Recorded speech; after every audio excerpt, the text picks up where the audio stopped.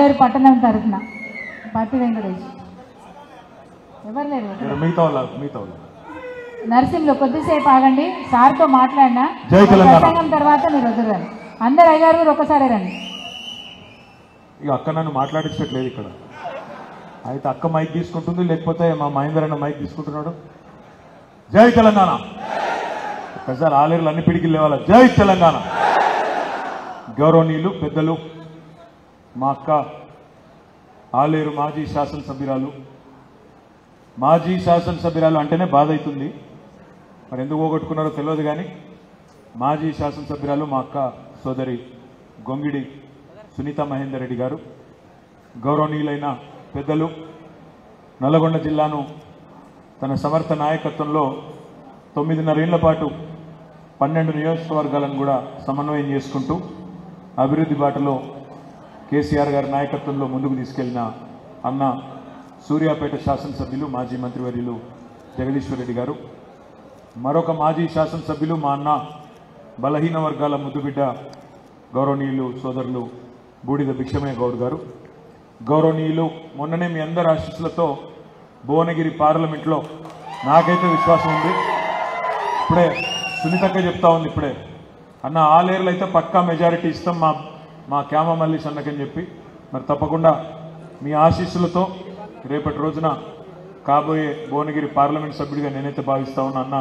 క్యామ మల్లేష్ గారు, భువనగిరి జిల్లా పరిషత్ చైర్మన్ గారు గౌరవనీయులు సోదరులు సందీప్ రెడ్డి గారు, గౌరవనీయులు ఈ నియోజకవర్గానికి సమన్వయకర్తగా విచ్చేసిన సోదరులు యుగంధర్ రావు గారు, సోదరులు చింతల వెంకటేశ్వర రెడ్డి గారు, తమ్ముడు గెల్లు శ్రీనివాస్ యాదవ్ గారు, మరి ఈరోజు వేదికపైన ఆసీనులైన మా తమ్ముడు మరొక తమ్ముడు తుంగ బాలు గారు, వేదికపైన ఆసీనులైన మా నల్లగొండ జిల్లా డిసిసిబి అధ్యక్షులు గౌరవనీయులు గొంగిడి మహేందర్ రెడ్డి గారు, వేదికపైన ఆసీనులైన గౌరవనీయులైన మున్సిపల్ చైర్మన్ గారికి, చైర్మన్లకు, జెడ్పీటీసీలకు, మండల ప్రజాపరిషత్ అధ్యక్షులకు, సింగిల్ విండోల అధ్యక్షులకు, వేదిక మీద ఉన్న మహామహులందరికీ పేరు పేరున ఎవరై పేర్లైతే చెప్పలేదో మనసులనే తిట్టుకోండి, బయటికి తిట్టుకోవద్దని కోరుతూ, వేదిక ముందున్న మా బీఆర్ఎస్ పార్టీ కుటుంబ సభ్యులకు, గ్రాడ్యుయేట్ ఓటర్లందరికీ, పాత్రికేయ మిత్రులకు పేరు పేరున అందరికీ కూడా హృదయపూర్వకంగా మీకు నమస్కారం, హృదయపూర్వకంగా మీకు ధన్యవాదాలు. ముందుగా ఈ నియోజకవర్గం ఏదైతే ఉన్నదో నల్లగొండ, వరంగల్, ఖమ్మం 3 ఉమ్మడి జిల్లాలు 34 నియోజకవర్గాల పరిధిలో 4,73,000 మంది విద్యావంతులు ఓటేసే ఈ నియోజకవర్గంలో ఇప్పటికి 4 సార్లు ఎలక్షన్లు జరిగినాయి. 4 సార్లు ఎలక్షన్లు జరిగితే 4ంటికి 4 సార్లు అంటే 100% గులాబీ జెండానే గెలిపించినందుకు మీ అందరికీ కూడా శిరస్సు వంచి హృదయపూర్వకంగా ధన్యవాదాలు. ఇది 5వసారి మరొక మంచి అభ్యర్థిని మీ ముందు పెట్టాలనే ఉద్దేశంతో మరి ఈరోజు మా సోదరుడు ఒక విద్యావంతుడు, మరి ఒక సామాన్య రైతు కుటుంబంలో పుట్టి స్థితిమంతుడు కాదు, ధనవంతుడు కాదు, మరి ఐశ్వర్యం ఆగర్భ శ్రీమంతుడు అంతకంటే కాదు, ఒక సాధారణ రైతు కుటుంబంలో వర్ధన్నపేట నియోజకవర్గం వంగాపహాడ్ అనే గ్రామంలో జన్మించి తన తండ్రి గారు రైతు ఈరోజు కూడా అట్లాంటి కుటుంబంలో పుట్టి స్వశక్తితో, సొంత శక్తితో మరి బిట్స్ పిలానీ లాంటి ఒక మంచి విద్యా సంస్థలో మాస్టర్స్ చేసి గోల్డ్ మెడల్ సంపాదించి అక్కడి నుంచి అమెరికాకు పోయి 7 ఏళ్ల పాటు అమెరికాలో అత్యున్నత స్థాయిలో కోట్లు సంపాదించే ఉద్యోగం చేస్తూ ప్రజాసేవ మీద మమకారంతో ప్రజా జీవితంలో ఉండాలన్న ఉద్దేశంతో స్వరాష్ట్రానికి వచ్చి గత 10 ఏళ్ళు కూడా ఆనాడు మనం అధికారంలో ఉన్నప్పుడు కూడా మనల్ని ప్రశ్నించిండు, మనతో కొట్లాడిండు. ఆ రోజు బీజేపీలో ఉండే, కానీ ఈరోజు మళ్ళీ ప్రతిపక్షంలోనే ఉంటూ రేపు తప్పకుండా ప్రజల గొంతుకనైతా, మా గ్రాడ్యుయేట్ల గొంతుకనైతా ప్రభుత్వాన్ని ప్రశ్నిస్తా అంటూ ముందుకు వచ్చిన తమ్ముడు ఏనుగుల రాకేష్ రెడ్డి గారికి మీ అందరి ఆశీస్సులు ఉండాలని మనస్ఫూర్తిగా హృదయపూర్వకంగా నేను విజ్ఞప్తి చేస్తా ఉన్నాను. ముఖ్యంగా ఆలేరులో ఇక్కడున్న మా అన్నదమ్ములతో, మా ఆడబిడ్డలతో కూడా విజ్ఞప్తి, ఒక అభ్యర్థి 3 జిల్లాల పరిధిలో, 3 ఉమ్మడి జిల్లాల పరిధిలో 34 నియోజకవర్గాల్లో ప్రతి ఓటర్ను కలవడం అంటే అది అసాధ్యం. ఒక ఆలేరులోనే 11,000 ఓట్లు ఉన్నాయి.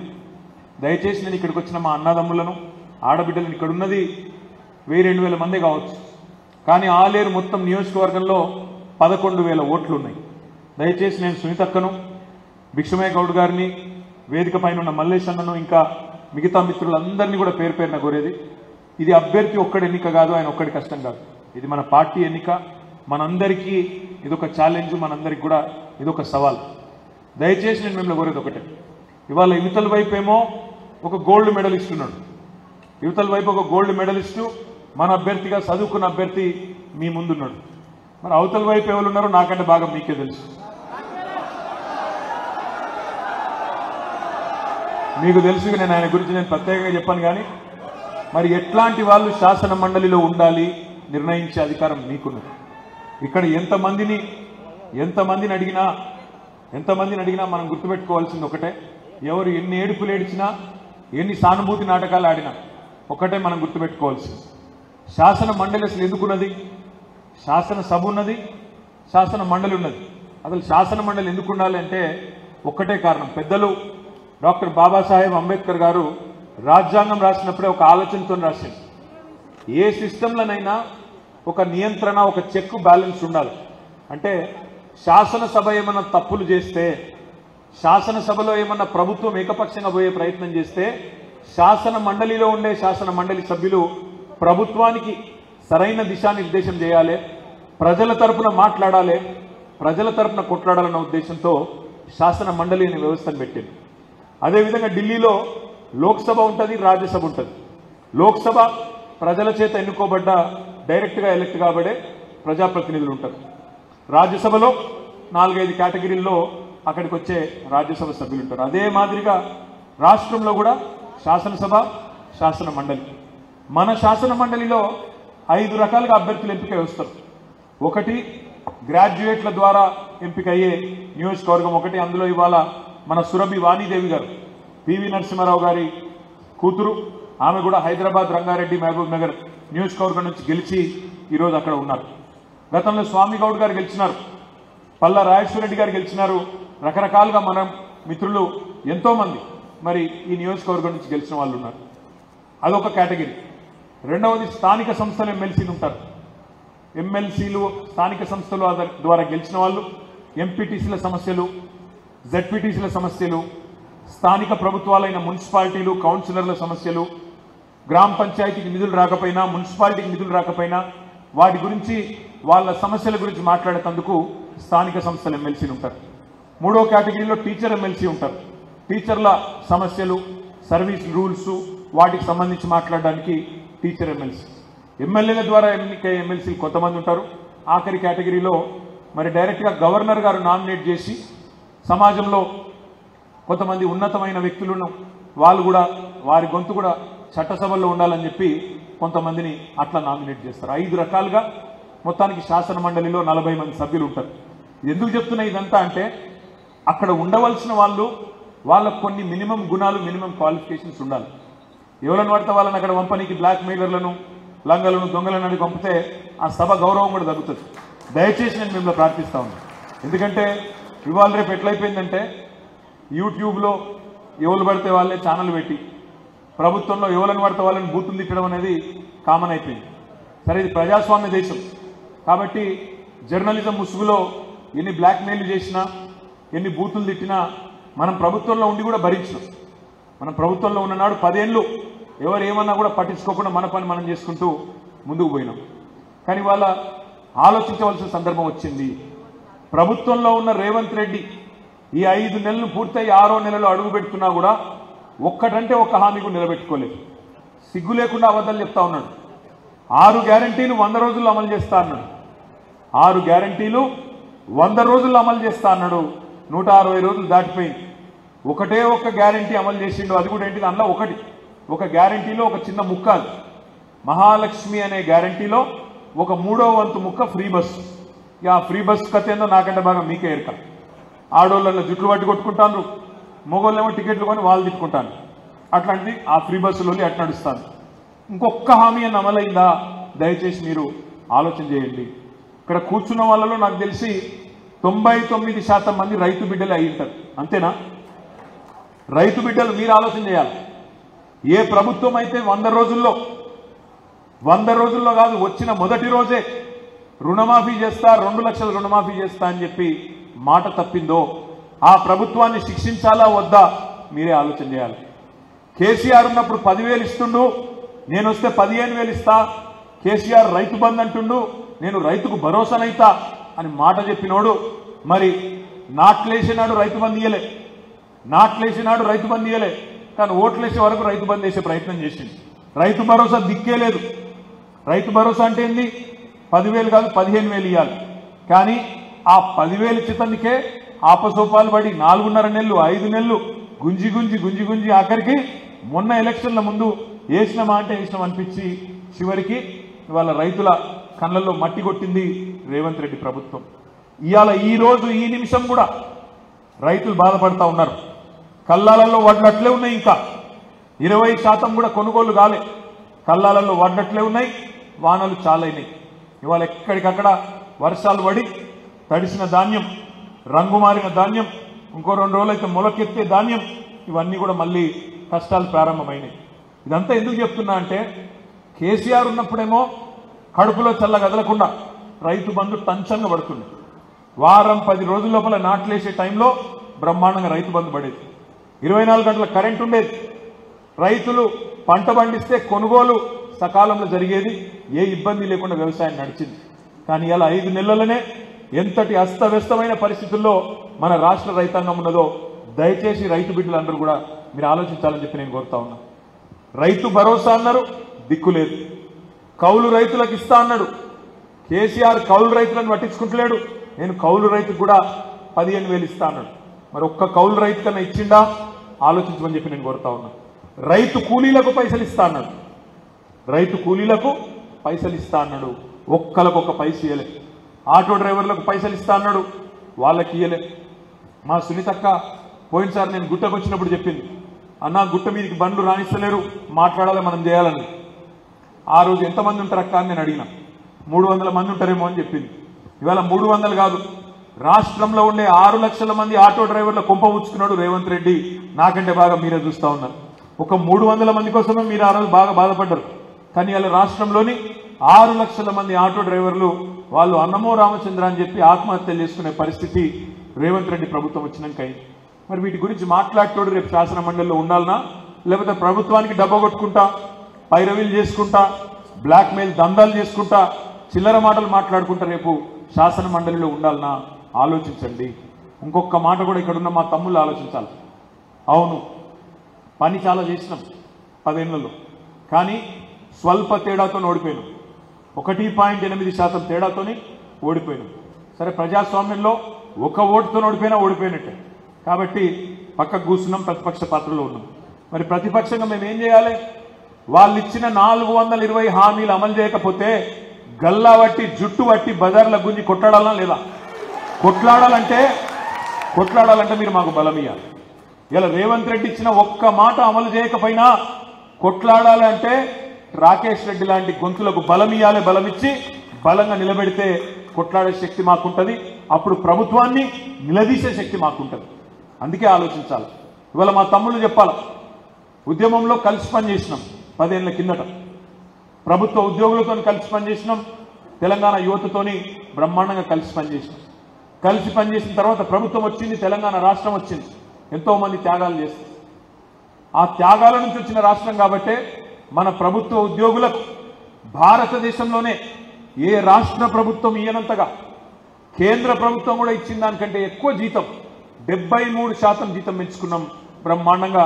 ఇవాళ కేంద్ర ప్రభుత్వ ఉద్యోగుల కంటే ఎక్కువ జీతాలు మన రాష్ట్రంలో రాష్ట్ర ప్రభుత్వ ఉద్యోగులకు మనం ఇచ్చుకున్నాం. కానీ ఏమైంది? 73% జీతం పెంచినామని మనం సంబరపడ్డాం. కానీ ఉద్యోగులకు ఇదే యూట్యూబ్లో అడ్డమైన వాళ్ళు ఏమెక్కిచ్చిండ్రు, మీకు మొదటి తారీఖు రోజు జీతం పడతలేదు. కరోనా అయిపోయిన తర్వాత కేసీఆర్ ఏమనుకున్నాడు?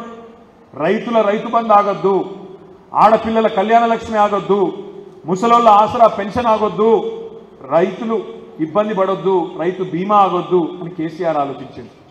ఎమ్మెల్యేలు కానీ, ఎంపీలు కానీ, మంత్రులు కానీ, ప్రభుత్వ ఉద్యోగులు కానీ ఒక 2 రోజులు ఆలస్యమైన ఏం కాదేమో అని ఒక మంచి హృదయంతో కేసీఆర్ గారు పేదల గురించి ఆలోచించి ఒక నిర్ణయం తీసుకుంటే దాని మీద రాద్ధాంతం చేసి ఇవాళ ప్రభుత్వ ఉద్యోగులకు మనకు మధ్యన ఇదే యూట్యూబ్ గాళ్ళు లేనిపోయిన అగాధం సృష్టించింది. 10 ఏళ్లలో భారతదేశంలోని ఏ ప్రభుత్వం చేయలే. 2 లక్షల ఉద్యోగ నియామకాలు చేసిన ప్రభుత్వం మన తెలంగాణ ప్రభుత్వం కేసీఆర్ గారి నాయకత్వంలో. కానీ దురదృష్టం ఏంది, పిల్లలను మనకు దూరం చేసింది. 2 లక్షల ఉద్యోగాలు ఇచ్చిన మొనగాడు భారతదేశంలో కేసీఆర్ తప్పేవాడు ఉన్నాడా చూపెట్టు అని రాహుల్ గాంధీని అడిగితే సమాధానం రాదు, మోడీని అడిగితే సమాధానం రాదు. కానీ వాళ్ళ కుక్కలు మాత్రం ఇక్కడ మరుగుతుంటాయి. ఇక్కడ ఉద్యోగాలు ఇయ్యలే అంటే చూపెట్టరా అయ్యా. దేశంలో ఇంకొక రాష్ట్రంలో ఎక్కడైనా ఇచ్చిండ్రా 10 ఏళ్లలో 2 లక్షల ఉద్యోగాలంటే చూపెట్టే ముఖం లేదు. కానీ ఇక్కడ ఆయన కుక్కలు, ఆయన పెంపుడు జంతువులు కొన్ని మరుగుతాయి. రాహుల్ గాంధీ కుక్కలు, మోడీ గారి కుక్కలు మరుగుతూ ఉంటాయి. ఏమో అయిపోయింది. నేను ఎందుకు చెప్తున్నా ఇదంతా అంటే వాస్తవాలు ఇవాళ ప్రతిపక్షంలో ఉన్నాం, వాస్తవాలు ఎప్పుడన్నా ప్రజలకు చెప్పాలి. ఇన్ని రోజులు యూట్యూబ్లో సోషల్ మీడియాలో చేసిన దగుల్బాజీ ప్రచారం, దివాలాకోరు ప్రచారం ఏదైతుందో ఒక్క ఉద్యోగమే రానట్టు 2 లక్షల ఉద్యోగాలు, 1 కాదు 2 కాదు. నేను ఒక్క మాట అడుగుతా, దయచేసి మీరు ఆలోచన చేయాలి. రేవంత్ రెడ్డి చెప్తున్నాడు నిన్నగాక మొన్న టీవీలలో 30,000 ఉద్యోగాలు ఇచ్చినా అంటుండు. రేవంత్ రెడ్డి వచ్చినాకనట 30,000 ఉద్యోగాలు ఇచ్చిన అంటుండు. ఎక్కడి 30,000 ఉద్యోగాలు? నువ్వు ఇచ్చినవా? ఉద్యోగం ఇవ్వాలంటే ఏం చేయాలి? ప్రభుత్వం ముందు నోటిఫికేషన్ ఇవ్వాలి, పరీక్ష పెట్టాలి, ఇంటర్వ్యూ ఉంటే ఇంటర్వ్యూ పెట్టాలి. ఆ ఇంటర్వ్యూ పాస్ అయితే అప్పుడు నువ్వు ఉద్యోగం ఇస్తావు. మరి రేవంత్ రెడ్డి వచ్చినాక ఎన్ని నోటిఫికేషన్లు వచ్చినాయి? ఒక్కటి కూడా రాలేదు. అంటే పెళ్లి కాకుండానే సంసారం చేయకుండానే బిడ్డను కన్నాడు. మందికి పుట్టిన బిడ్డలు మా బిడ్డలు అని చెప్పుకునే దౌర్భాగ్యులు కాంగ్రెస్ వాళ్ళు. 30,000 ఉద్యోగాలు, అవన్నీ కేసీఆర్ ప్రభుత్వంలో ఇచ్చిన ఉద్యోగాలు. వాటి కాయిదాలు నువ్విచ్చి నేను ఇచ్చిన ఉద్యోగాలు అంటే లెక్క ఎట్లా కుదురుతుంది? అందుకే రేపటి రోజున రేవంత్ రెడ్డి నీ మాట శాసన మండలిలో అడిగేటోడు కావాలి, ఆయనకు పక్కన కూర్చొని డప్పు కొట్టుకుంటా వత్తాసు వలికేటోడు కాదు. ఏమాయ నీ 2 లక్షల ఉద్యోగాలు తెలంగాణకి ఇచ్చినావు కదా మాట, నీ ప్రభుత్వం చెప్పింది కదా మొదటి సంవత్సరంలో 2 లక్షల ఉద్యోగాలు ఇస్తాన్నావు, ఏమైనాయి అని గల్లాబట్టి అడిగే రాకేష్ రెడ్డి రేపు శాసన మండలిలో ఉండాలి. రేవంత్ రెడ్డిని ఈ ప్రభుత్వానికి కడిగి పారేసేటోడు ఉండాలి తప్ప వాళ్ళకు పక్కన కూర్చొని డప్పు కొట్టుకుంటా యూట్యూబ్లో వాళ్ళకు మళ్ళీ చాలా సొక్కం రేవంత్ రెడ్డి అని చెప్పి వాళ్ళ కోసం సన్నాయి నొక్కులు నొక్కేటోడు కాదు. దయచేసి నేను మిమ్మల్ని అడిగేది ఒకటే, ఈ ప్రభుత్వం ఇవాళ అన్ని వర్గాలను మోసం చేసింది. రైతులను మోసం చేసింది, మహిళలను, మా ఆడబిడ్డలను మోసం చేసింది. నెలకు 2,500 ఇస్తా అన్నారు, కోడన్లుంటే 2,500 ఇస్తా అన్నాడు, మహాలక్ష్మి అన్నాడు. ఇప్పటిదాకా అత్తలేదు పత్తలేదు. 18 ఏళ్లు నిండిన ఆడబిడ్డలు ఈ రాష్ట్రంలో 1,67,00,000 మంది ఉన్నారు. 1,67,00,000 మంది. వాళ్ళందరూ ఎదురు చూస్తున్నారు ఎప్పటి నుంచి ఇస్తాడు 2,500 అని. సిగ్గు లేకుండా అబద్ధాలు చెప్తా ఉన్నారు. నేను ఇప్పుడే ఇక్కడికి వస్తుంటే చూసిన ప్రియాంక గాంధీ గారు ఉపన్యాసం ఇస్తున్నది ఉత్తరప్రదేశ్లో. మేము ఆల్రెడీ చాలు చేసినాం, మేము ఆల్రెడీ అక్కడ ఇస్తూనే ఉన్నాం, తెలంగాణలో నెలకు 2,500 పడుతూనే ఉన్నాయి ఆమె చెప్తుంది. ఆదిలాబాద్కి వచ్చి రాహుల్ గాంధీ అబద్ధం చెప్తాడు, నెలకు 2,500 పడిపోతూనే ఉన్నాయని. ఇప్పుడే నాకు మా మహేందర్ అన్న చెప్తున్నాడు, గొంగిడి మహేందర్ రెడ్డి గారు, అన్న మేము ఎక్కడ లేని విధంగా ఆలేరులో సోషల్ మీడియా కమిటీలు వేసుకున్నాం, యువజన కమిటీలు వేసుకున్నాం అనే మాట చెప్పిండు. ఆ మాట వాస్తవమేనా? ఉన్నారా మీరందరు ఇక్కడ? నేను మిమ్మల్ని దయచేసి కోరుతున్నా, ఇవాళ మీ బాధ్యత. ఎందుకంటే గ్రాడ్యుయేట్ ఓటర్ అంటే అక్కడోళ్ళు ఉంటారు. మొత్తం మీ ఆలేరు నియోజకవర్గంలో 11,000 ఓట్లు ఉన్నాయనుకుంటా. వాళ్ళకి మనిషికి వాళ్ళ వాట్సాప్ ఇన్బాక్స్లో వాళ్లకు చేరేటట్టు ఈ సమాచారాన్ని ఇవ్వాల్సిన బాధ్యత మనది. ఇక్కడ నిల్చున్న కాంగ్రెస్ అభ్యర్థి ఎన్నికల్లో ఏమన్నాడు? రైతు బంధు అడిగితే చెప్పు తీసి కొట్టమన్నాడు. చెప్పు తీసి. మీ జిల్లా మంత్రి ఏమన్నాడు? ఆయన రైతు బంధు అడిగితే ఏమన్నాడు? చెప్పుతో కొడతా అన్నాడు. మరి చెప్పుతో కొడతా అన్న తప్పుడు నా కొడుకులను మనం చెప్పు తీసి కొట్టాలనా లేదా ఓటుతో ఆలోచించమని చెప్పి నేను కొడతాను. ఈ మాట మనమనవలసిన మాట కాదు, గ్రాడ్యుయేట్ ఓటర్లకు చేర్చవలసిన మాట. ఇవాళ తప్పుడు ప్రచారం చేస్తున్న కాంగ్రెస్ పార్టీ, పైసలు ఇవ్వకుండానే ఇస్తున్నామని చెప్పి తప్పుడు కూతలు కూస్తున్న కాంగ్రెస్ పార్టీ 2,500 రూపాయలు ఇస్తున్నారా? ఒక్క మహిళకన్నా వచ్చిందా? మహాలక్ష్మి సిగ్గు లేకుండా ఇవాళ ప్రియాంక గాంధీ, రాహుల్ గాంధీ పచ్చి అబద్ధాలు చెప్తుంటే 6 గ్యారంటీల్లో 5 అయిపోయినాయి అని రేవంత్ రెడ్డి తప్పుడు కూతలు కూస్తుంటే గమ్మున కూర్చొని ఊరుకుందామా? మాట్లాడొద్దా? చదువుకున్న వాళ్ళు కూడా మాట్లాడరా? గ్రాడ్యుయేట్లు కూడా మాట్లాడరా? గ్రాడ్యుయేట్లు కూడా తీర్పు ఇయ్యరా? ఆలోచించండి. ఈ ప్రభుత్వంతో పని చేయించాలి అంటే ఈ ప్రభుత్వాన్ని రేపు శాసన మండలిలో కడిగి పారేయాలంటే యోగి చదువుకున్న గోల్డ్ మెడలిస్టు ఇక్కడ దిక్కున్నాడు, బ్లాక్ మెయిలర్ ఇంకో దిక్కున్నాడు. ఎవరు కావాలో ఆలోచించుకోండి అని చెప్పి నేను విజ్ఞప్తి చేస్తా ఉన్నా. ఈ ఎన్నిక ఒక తమ్ముడు రాకేష్ రెడ్డి ఎన్నిక కాదు. ఈ ఎన్నిక మన పార్టీ ఎన్నిక, మనందరి ఎన్నిక. 11,000 ఓటర్లకు మనం చేరాలంటే మరి మన నాయకులందరూ కూడా ఇక్కడ ఉన్నారు, మన మండల నాయకులు ఉన్నారు, గ్రామాల నుంచి వచ్చిన నాయకులు ఉన్నారు. మిమ్మల్ని కూడా నేను ప్రార్థిస్తా ఉన్నా, దయచేసి మీరు కూడా గ్రామాన మీకు ఓటర్ లిస్టు మీకు బూత్ల వారీగా మీకు వచ్చింది.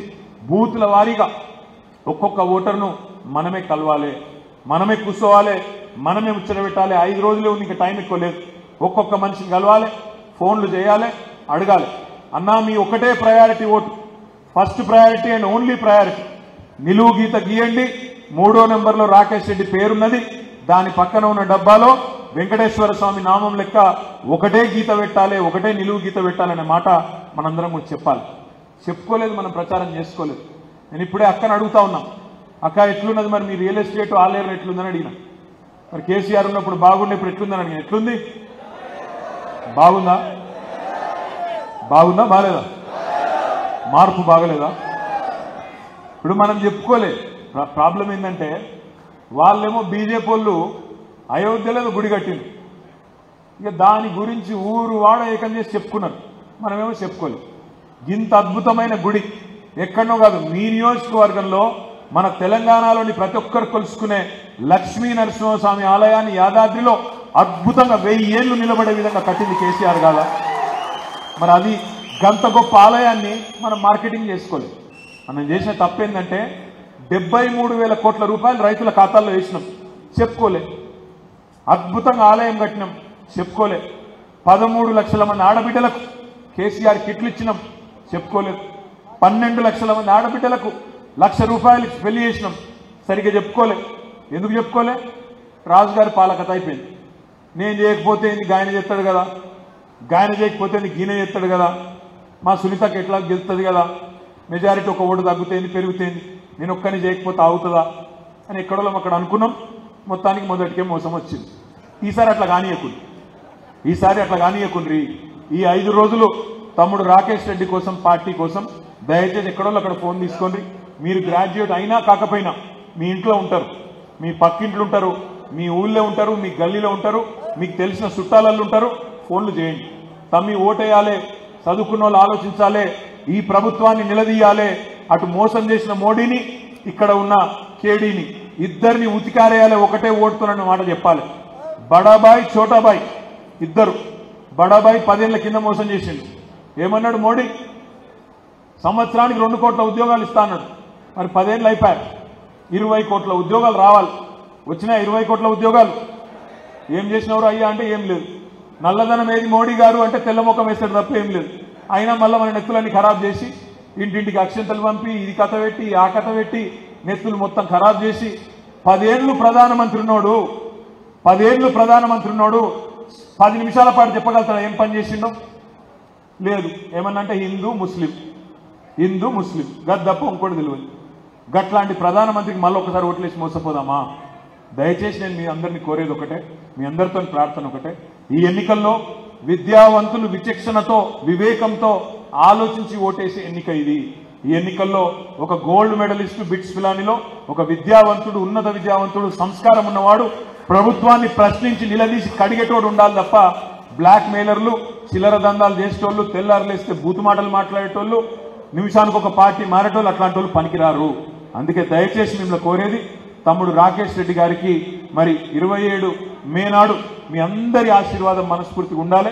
దయచేసి ఆ ఓటర్ లిస్టు ముందు పెట్టుకొని ఒక్కొక్కరు 10 మందికి చెప్పాలని మనస్ఫూర్తిగా కోరుకుంటూ, ఆలేరు నియోజకవర్గంలో తప్పకుండా మీరు మెజారిటీ ఇస్తారని చెప్పి బలంగా విశ్వసిస్తూ, జై తెలంగాణ.